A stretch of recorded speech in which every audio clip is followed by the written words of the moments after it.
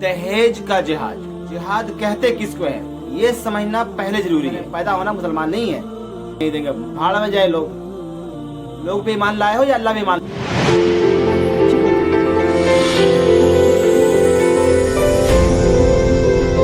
इस्लाम और जिहाद, मुसलमान और जिहाद। इस्लाम में जिहाद मुसलमानों पे फर्ज है। जब तक मुसलमान जिहाद नहीं करेगा वो मुसलमान हो ही नहीं सकता। मुसलमान, जिहाद और मुसलमान ये दोनों एक पहलू है। जब तक ये मुसलमान जिहाद नहीं करेगा वो मुसलमान हो ही नहीं सकता। लेकिन जिहाद कहते किसको है ये समझना पहले जरूरी है। हर बुराई के खिलाफ लड़ने वाले को जिहाद कहते हैं। जब कोई बुराई माशरे में फैल रहा हो उसके खिलाफ अगर नहीं खड़ा हुआ हो तो वो मुसलमान है ही नहीं है। अभी जो है सबसे बड़ा जिहाद मुसलमानों पे जो है वो है दहेज का जिहाद। दहेज एक बुराई है और ये मुसलमान ही नहीं, दुनिया में जितने भी कौम है, जितने भी शरीफ इंसान हैं, सब यही कहते हैं दहेज जो है ये बहुत बड़ा बुराई है। इतने बड़े बुराई के खिलाफ अगर मुसलमान नहीं लड़ रहा है इसका मतलब वो मुसलमान नहीं है, मुनाफिक है। मुसलमान हो ही नहीं सकता जो बुराई के खिलाफ ना लड़े। और यहाँ तो हो ये गया है कि मुसलमान लड़ेगा क्या, मुसलमान खुद इसमें शरीक हो रहे हैं और बढ़ चढ़ के हिस्सा ले रहे हैं। तो मुसलमान जो है उस पे फर्ज है इस टाइम पे, और ये मुसलमान ही कर सकता है। मुसलमान के अलावा कोई और जो है ना ये दहेज के खिलाफ और दहेज को खत्म करने के कहीं पे कोई पॉसिबिलिटी ही नहीं है।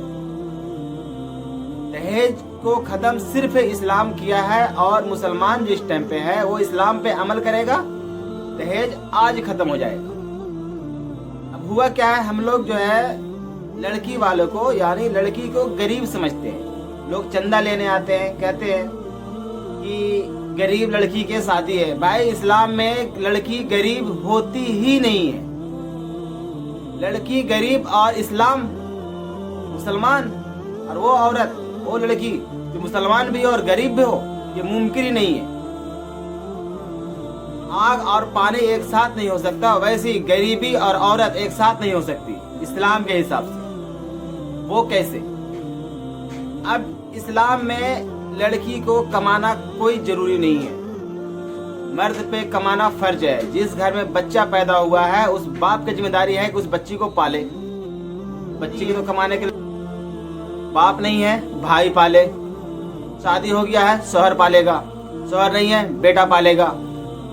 शौहर, बेटा, भाई ये तीनों में से कोई नहीं है तो समाज पालेगा, इस्लामी हुकूमत पालेगा। अब जो है आते हैं कि लड़की गरीब क्यों नहीं होती है, खास करके शादी के टाइम पे। भाई एक बात बताओ, लड़की की जब शादी होगा तो लड़की कहाँ जाती है? लड़का लड़की के घर आता है या लड़की लड़का के घर जाकर रहती है? तो घर की जिम्मेदारी किसका है? घर कौन देगा बताओ ना, घर कौन देगा, लड़का या लड़की? ऐसी बात है, लड़का कोई यही बोलेगा। घर में जो चूल्हा होगा वो किसका होगा? लड़के का। घर में जो बर्तन होगा वो किसका होगा? लड़के का। घर में जो बेड होगा, बिस्तर होगा वो किसका होगा? लड़के का। घर में जो राशन होगा वो किसका होगा? लड़के का। ये सारा जिम्मेदारी जो है लड़के का है। तो शादी के टाइम पे लड़का गरीब हो सकता है, लड़की गरीब नहीं हो सकती। तो अगर मदद करना हो तो लड़का को मदद करो। अगर कोई लड़का गरीब है, शादी नहीं कर पा रहा है, कम कमाता है, तो उसे किराए पे मकान दे दो, कोई मकान लेके दे दो, कोई बेड दे दो, कोई राशन भरवा दो, बोलो भाई किसी से निकाह कर लो। तो गरीब लड़का होता है, लड़की गरीब नहीं होती है।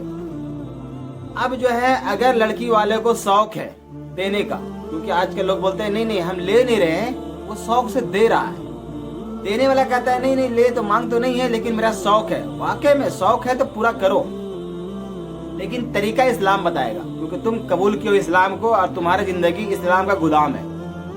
अब तुम कह चुके हो कि ला इलाहा इल्लल्लाह मोहम्मद रसूलुल्लाह के हम जो भी काम करेंगे अब अल्लाह के हिसाब से काम करेंगे, जैसा नबी का तरीका हम वैसा काम करेंगे। اب وہ کہنے کے بعد، وہ چیز ماننے کے بعد اگر تم پھسل جاتے ہو، اسلام پہ جہاد نہیں کرتے ہو، برائی کے خلاف نہیں لڑتے ہو، تو مسلمان ہو ہی نہیں سکتے، جھوٹے ہو، مکار ہو پھر۔ تو اگر آپ قبول کیے ہو اسلام کو تو اسلام کے حساب سے سارا کام کرنا فرض ہو گیا۔ اب جو ہے لڑکی کا دینے کا مسئلہ آیا، بھائی شوق ہے دینا ہے دو۔ لڑکی کے گلے میں سونے کے چین بنا دو، ہار بنا دو، کنگن بنا دو سونے کا، مکٹ بنا دو سونے کا، جتنا اکاؤنٹ میں پیسے سارا ٹرانسفر کر دو لڑکی کے نام پہ، زمین لکھ دو لڑکی کے نام پہ، کوئی منع نہیں ہے۔ لیکن جو بھی دو گے وہ اسلام کے حساب سے دو گے۔ تو آپ دو گے لڑکی کو تو پوری جائیداد، پوری دولت اس کے نام کر دو، اسلام منع نہیں کرتا ہے۔ سونے کے چین بنا دو گلے میں، اسلام منع نہیں کرتا ہے۔ کان میں سونے کا دے دو، منع نہیں کرتا ہے۔ جتنی مرضی اتنی دولت دے دو، اسلام منع نہیں کرتا، لیکن اس پہ حق صرف لڑکی کا ہوگا اور لڑکی استعمال کرے گی۔ کیا استعمال کرے گی؟ چولہا لڑکی کا ہوتا ہے۔ چولہا دیتے ہو، فریج دیتے ہو، کولر دیتے ہو، پنکھا دیتے ہو، پتہ نہیں کیا کیا دیتے ہو، جتنا بھی یہ سارا سامان دیتے ہو، کس کا ہوتا ہے؟ یہ سارا سامان لڑکے کی ذمہ داری ہے، لڑکا دے گا، لائے نہ لائے، لڑکے کے پاس نہیں ہوگا، وہ کہے گا بھائی میرے پاس یہی ہے، ہم یہاں رکھیں گے۔ لڑکی کو پسند ہوگا تو قبول کرے گی، نہیں ہوگا تو نہیں کرے گی، لیکن یہ سارا ذمہ داری لڑکا کا ہے، لڑکی کا نہیں ہے۔ تو کل ملا کر کے بات یہ ہے کہ لڑکی والا ہو یا لڑکا والا ہو، دینے اور لینے کا شوق کسی کا نہیں ہے۔ یہ سماج میں جو ایک عیب آ گیا ہے نا کہ لوگوں کو دکھانا ہے، اس کا مطلب ہے تم اللہ کی عبادت نہیں کرتے ہو، لوگوں کی عبادت کرتے ہو، لوگوں کے حساب سے کام کرتے ہو کہ لوگ کیا کہیں گے، اللہ کیا کہے گا، رسول کیا کہے گا، اس سے تمہیں کوئی مطلب نہیں ہے، کوئی لینا دینا نہیں ہے۔ تو آج سے ہی جس کو شعور آ گیا ہے، جس کے اندر عقل آ گیا کہ میں اسلام ہوں، جو اسلام کو مانتا ہوں، میں مسلمان ہوں، جس کو بھی لگتا ہے مسلمان ہوں، اس پہ یہ فرض ہے کہ برائی کے خلاف لڑے، پہلے پہچان کرے برائی کر، واقعی میں لگے برائی ہے اور ہر کوئی بولتا ہے کہ برائی ہے، اس کے خلاف لڑنا فرض ہو گیا ہے۔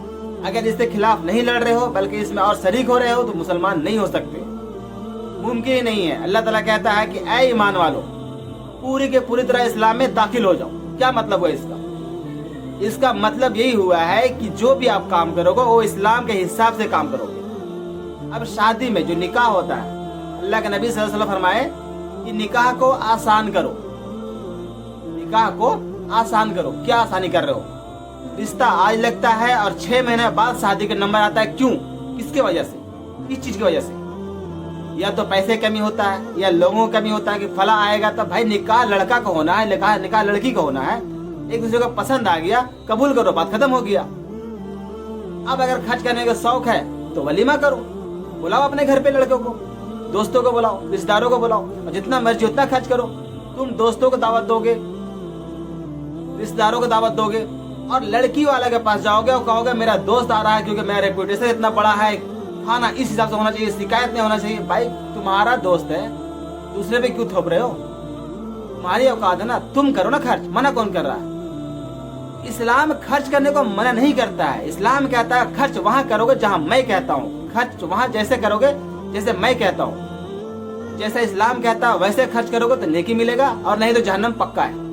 کتنوں بھی اپنے آپ کو مسلمان کہہ لو، بھائی اگر اسلام کے حساب سے نہیں چلو گے، سارا اپنی مرضی سے کام کرو گے، شادی میں جائیں گے نہیں جائیں گے تو ماموں ناراض ہو جائے گا، یہ کام نہیں کریں گے فلاں ناراض ہو جائے گا، سماج کیا کہے گا، تو بھائی پھر سماج سے ہی لے لینا جنت۔ اللہ نہیں دینے والا ہے، اللہ اس کو جنت دے گا جو نبی کے طریقے پہ سارا کام کر رہا ہو۔ دہیج کو ختم کرنے کے لیے اسلام جو ہے وہ نکاح کو آسان کیا ہے۔ اب جو ہے کچھ لوگ سمجھدار، عقل مند، اور کچھ لوگ زیادہ ہی مطلب عزت دار ہو گئے ہیں، تو تھوڑا ٹھیک ٹھاک پیسے کما رہے ہیں، تو وہ کہتے ہیں میں تو نہیں لے رہا، میرے طرف سے کوئی مانگ نہیں ہے، لیکن اس کو لڑکی ایسی چاہیے جو ابھی تک پیدا ہی نہیں ہوئی ہے۔